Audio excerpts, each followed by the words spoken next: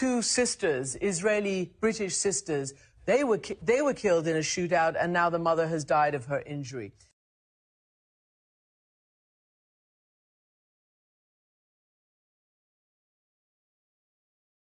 How did it feel to hear CNN's Christiane Amanpour saying your wife Lucy and daughters Maya and Rena were killed, quote, in a shootout, suggesting there was an exchange of gunfire? Your reaction?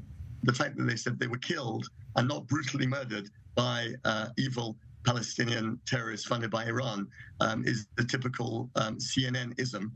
Where they basically try and make this a comparison between the victim and the terrorist. You can't retract a statement like that, which is libelous against my wife and daughters.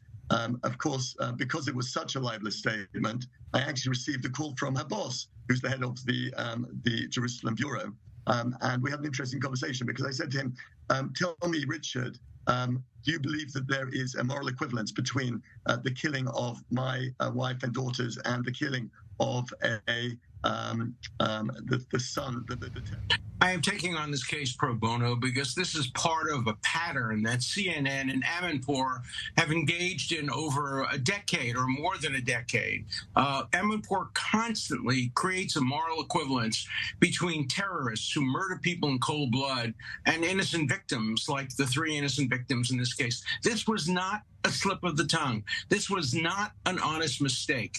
An organization called Camera, which documents these kinds of things, has documented a long pattern by CNN and by Amanpour of constantly siding against Israel and trying to create a moral equivalence between innocent victims of terrorism and actual terrorism. So she meant it when she said it, when she misled the world public by saying this was a shootout, suggesting that these innocent kids who were murdered in cold blood somehow were shooting at terrorists. No, she can't get away with that. And remember that the people who were involved are not public figures, so malice doesn't have to be proved. All that has to be proved is that the family suffered emotional distress.